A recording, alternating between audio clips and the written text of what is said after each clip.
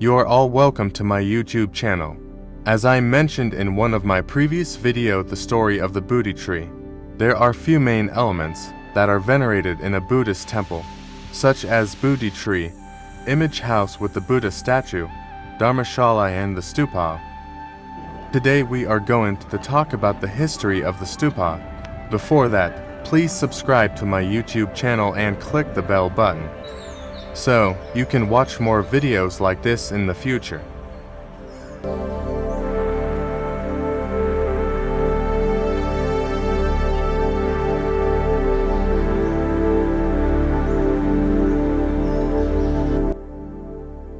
At the beginning, to explore the origin of the stupa, the sacred building of Ziggurat in ancient Babylonia can be considered as the eponymous factor. Ziggurats were built by ancient Sumerians, Akkadians, Elamites, Eblates, and Babylonians for local religions. Each ziggurat was part of a temple complex that included other buildings. The precursors of the ziggurat were raised platforms that date from the Ubaid period during the 6th millennium BC. The ziggurats began as platforms, usually oval, rectangular, or square. The ziggurat was a mastaba-like structure with a flat top. The ziggurat, derived from the Akkadian word zikkuratu, meaning to build on a raised area, was a monumental temple tower that adorned the ancient Mesopotamian cities. These uninspiring structures served as sacred sites for religious rituals and were considered the physical connection between heaven and earth. The Ziggurat of Ur is a Neo-Sumerian ziggurat built by King Ur-Nammu, who dedicated it in honor of Nana, in approximately the 21st century BC during the 3rd dynasty of Ur. The sun-baked bricks made up the core of the ziggurat, with facings of fired bricks on the outside. Each step was slightly smaller than the step below it. The facings were often glazed in different colors and may have had astrological significance. Kings sometimes had their names engraved on these glazed bricks. The number of floors ranged from 2 to 7. There is also that stupas. These uninspiring architectural wonders may have actually emerged from an ancient tradition rooted in the burial practices of the pre-Buddhist era. Imagine a time when sages and ascetics, known as Ramas, buried in a seated position within tumuli called chaityas. As we explore early Buddhist inscriptions from India, we encounter the terms Stupa and Cadia, which seem to be used interchangeably. However, Cadia carries a broader meaning, representing shrines, sanctuaries, or sacred places in the natural landscape, often dedicated to specific deities. The Mahayana Mahaparinirvana Sutra recounts how the Buddha, nearing the end of his life, spoke of the exquisite Cadia surrounding Vaishali. Interestingly, in different times and regions, the term Cadia implies the presence of revered relics. These relics held immense importance and were often enshrined within these magnificent structures. You might notice variations of these words, such as Mahastupa or Mahacadia, denoting greatness or importance. However, defining the precise differences between a Mahastupa and a stupa, or a Mahacadia and a Cadia, has proven to be quite challenging for scholars. Some scholars have proposed an intriguing theory, suggesting that stupas might have originated from a broader cultural tradition, spanning from the Mediterranean to the Ganges Valley. They draw connections to the conical mounds on circular bases, dating back to the 8th century BCE, found in regions like Phrygia, Lydia, and Phoenicia. As we unravel the mysteries of stupas, it becomes clear that they hold a profound connection to the ancient past, blending cultural traditions and spiritual practices. It is mentioned in some places in the Buddhist literature and the Tripitaka that stupas were built to commemorate the Buddhas who lived before Gautama Buddha. Some stupas built to memorizing and enshrine some great kings, called Chakravarti kings. In some scriptures mention that even after Gautama Buddha's Pranabana, or passed away, kings, Brahmins, and merchants brought and enshrined the Buddha's relics by building stupas. These events took place before and after the 6th century BC. Buddhist stupas, these remarkable religious buildings, emerged in India as commemorative structures, specifically designed to house the sacred relics of the Buddha. After the Buddha's parinirvana, his remains were cremated, and the ashes were divided and buried under 8 mounds. 2 additional mounds were created to encase the urn and the embers. According to some ancient Buddhist texts, the Buddha himself had suggested this unique treatment for his relics. In fact, when asked about the concept of a stupa, he demonstrated its basic design. He placed his begging bowl upside down on his folded robe, with his staff positioned above it, symbolizing the structure of a stupa. The sacred relics of the Buddha were distributed among 8 stupas located in significant places, such as Rajagriha, Vaishali, Kapilavastu, Alakappa, Ramagrama, Pava, Kushinagar, and Vethapita. The Paprawa stupa is also believed to be one of the earliest stupas constructed. Archaeological evidence suggests that the Vaisali relic stupa and the Nigali Sagar stupa are among the oldest known stupas. As these stupas were built, a unique feature emerged to ensure their safety: the inclusion of guardrails. These rails consisted of sturdy posts, crossbars, and a coping, creating a protective boundary around the stupas. According to some of inscriptions, it's fascinating to know that the Buddha himself left instructions on how to pay homage to these sacred structures. He said, "Whoever lays wreaths or offers sweet perfumes and colors with a devout heart will receive long-lasting benefits." Following these instructions, the stupas began to be adorned with beautiful stone sculptures of flower garlands. During the classical period, these intricate decoration added a touch of elegance and reverence to the already magnificent. Archaeological evidence of Buddhist stupa art in India dates back to the 3rd century BC. That was during the reign of Emperor Asoka, a prominent Mauryan ruler. Inspired by his conversion to Buddhism, Ashoka commissioned the construction of numerous stupas across the land. These initial stupas were built to enshrine the relics of Lord Buddha and commemorate important events of his life. According to Buddhist tradition, Emperor Ashoka, whose reign spanned from 273 to 232 BCE, played a significant role in the preservation of the Buddha's relics.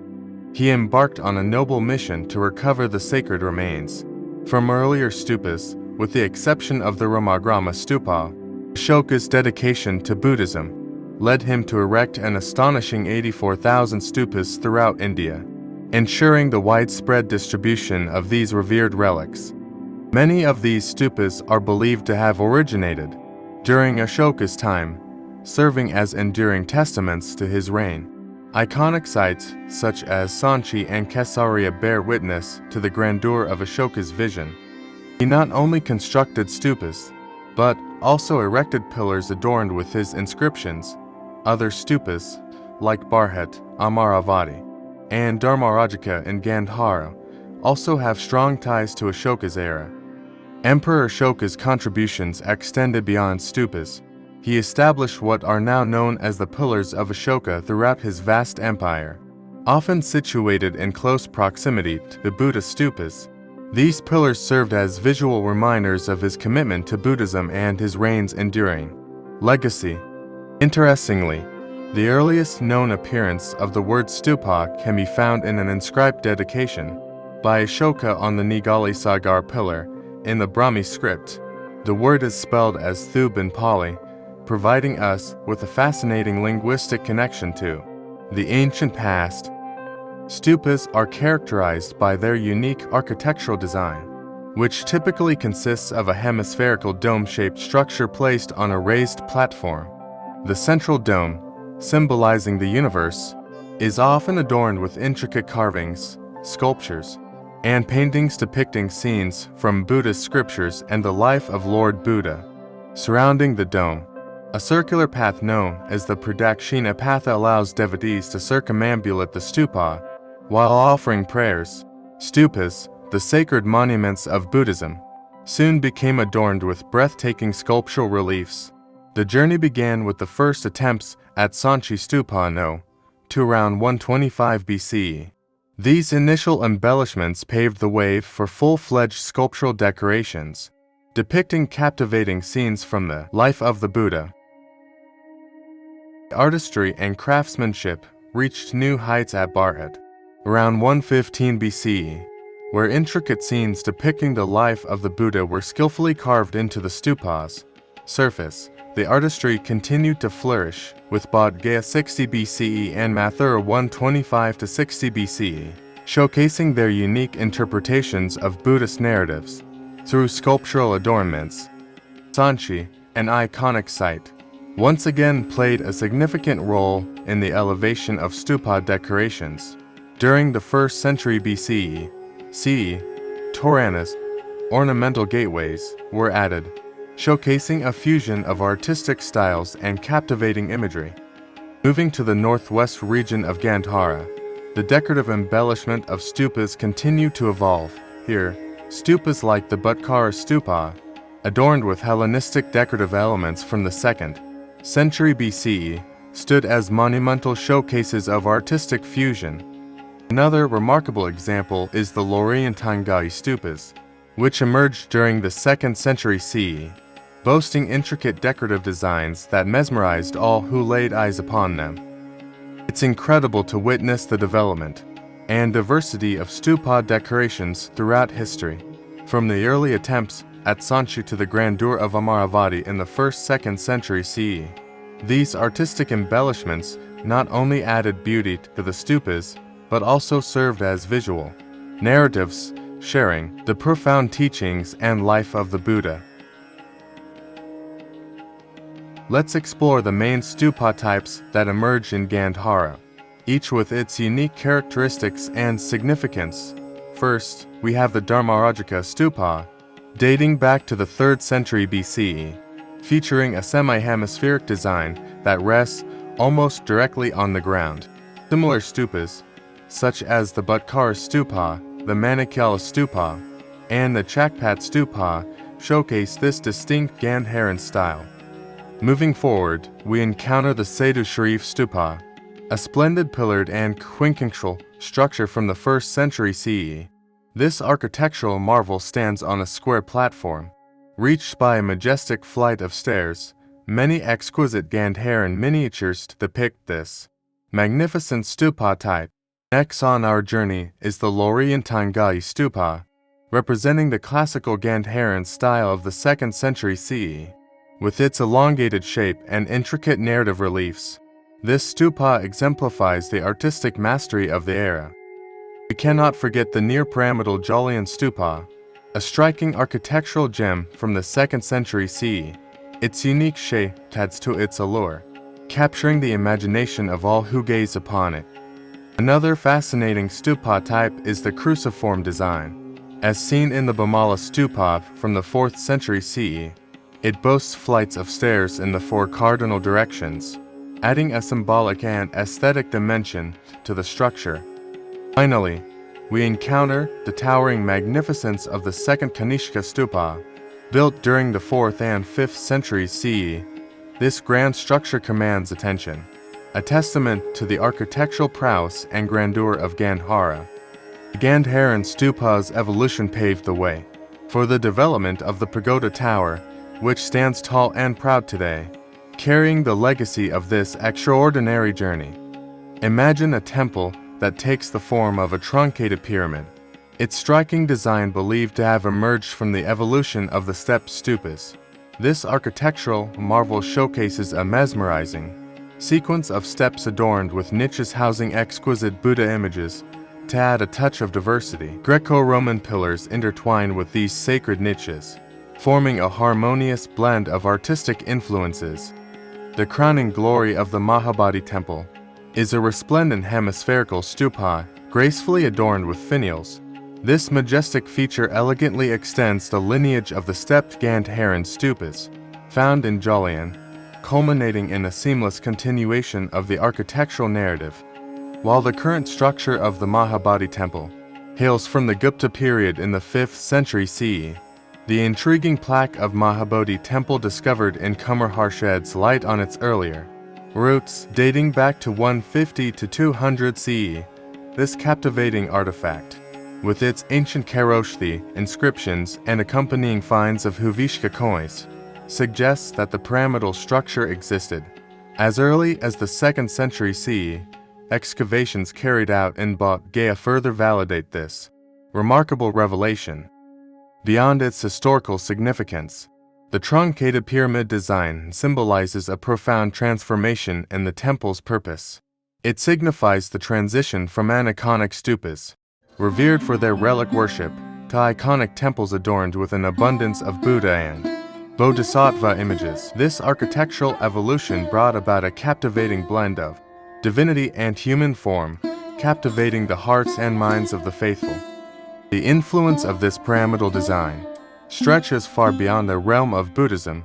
It also left an indelible mark on the development of later Hindu temples. The awe-inspiring elements of stepped pyramids, the inclusion of niches teeming with life, and the elegant employment of pillars all contributed to shaping the layout and design of Hindu temples. Across the magnificent tapestry of the Indian subcontinent, prepare to embark on a journey through the captivating realm of stupa architecture, where sacred relics found their resplendent abode in Southeast and East Asia. These magnificent structures, rooted in Buddhist traditions, emerged as monumental testaments to spirituality and devotion. As Buddhism spread its wings, so too did the influence of Indian gateway arches known as toranas.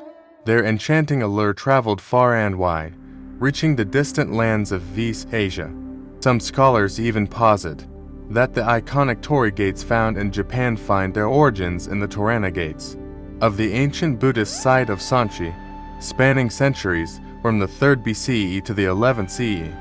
A captivating thread weaves through time, connecting cultures and shaping architectural wonders. In the mystic land of Tibet, the stupa metamorphosed into the chorten, a sacred symbol of spiritual reverence. Meanwhile, in the vibrant tapestry of East Asia, the pagoda reigned supreme. The pagoda, a captivating embodiment of architectural artistry, took on various forms, from bell-shaped wonders to pyramidal marvels. Its graceful presence graced the horizon, inspiring contemplation. In the Western realm, the lines between stupa and pagoda blur, entwining their identities in a fascinating dance of cultural fusion.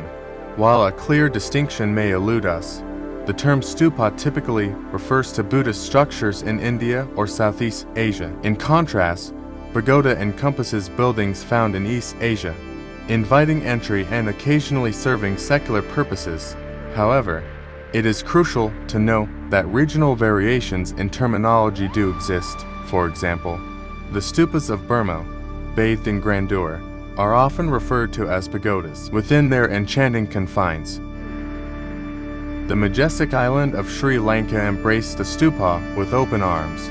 Following the conversion of Devanampia Tissa of Anuradhapura to Buddhism, the Thupramaya, the first stupa to grace the landscape, radiated an ethereal aura, laying the foundation for an uninspiring lineage. Throughout the ages, numerous stupas were lovingly crafted, each bearing its own unique story.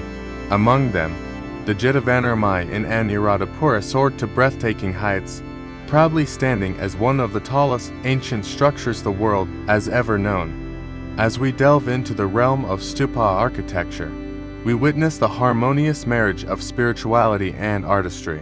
These sacred monuments serve as beacons of devotion, inviting us to immerse ourselves in their profound symbolism and timeless grandeur. The Asian terms for pagoda, be it T in Chinese, tap in Korean, thap in Vietnamese, or T in Japanese, all find their roots in the Pali word for stupa, thupa. This resonant word echoes through the ages, its Sanskrit counterpart being none other than stupa itself. And so, dear viewers, we reach the end of the story of the stupa part 1. We hope this journey has ignited your curiosity and deepened your appreciation for the rich history and profound symbolism. In this first installment, we explored the origins of the stupa, from its humble beginning as a hemispherical mound to its grand expansion in stone. We witnessed the evolution of this architectural wonder, Thank you for joining us on this enlightening odyssey. Remember to subscribe to our channel and hit the notification bell, so you don't miss the next episode of the story of the Stupa. Until then, may the wisdom of the ancients guide your path and inspire your spirit.